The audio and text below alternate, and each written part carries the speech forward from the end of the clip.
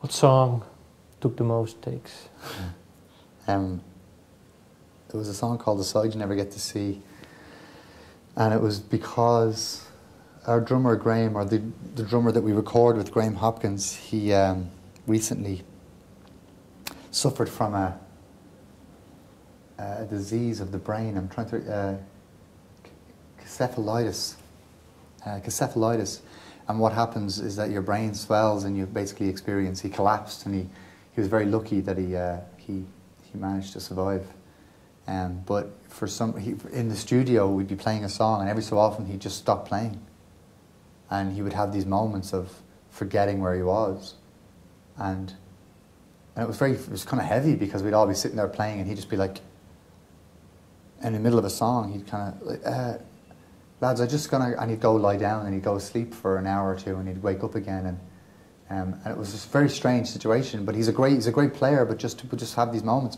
And so with that song, like 4 or 5 times in the middle of playing it, he would just forget the rhythm, and he'd start playing something else, or he'd forget what song he was playing. So it was kind of a strange, it was a very strange experience. We sent him home because we didn't know what else to do. We were just like, please get some rest, you know. Yeah. So he went home, but we ended up getting the song together in the end. But it was difficult, you know. Take number? I can't remember, like 10 or something. Oh, okay. Yeah. Still not that much. No, not crazy. No, with this record, we absolutely. If a song wasn't happening, if for some reason, if we weren't enjoying it, if the atmosphere wasn't right, we just stopped and went to another song. We were very clear about the idea that the song must have life.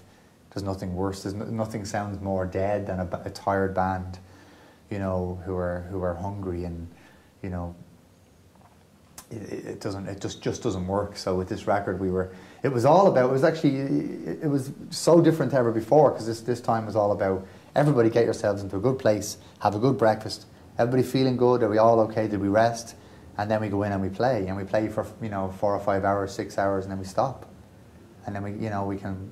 So the idea was to get you when you're in your right mood, rather than, you know, labouring. What tends to happen in the studio is you don't get it, and so you labour and labour and labour, and you get further and further away from beauty and more into technical, you know, correctness.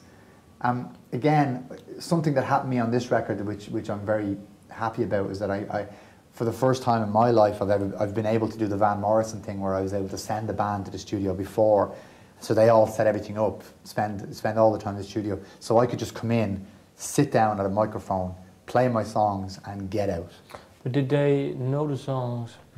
Yeah, we went in and we spent a week in my house, rehearsing in the living room, you know, just working on the arrangements, so that we went into the studio with full knowledge of the tunes, and some of the songs we knew from playing live as well.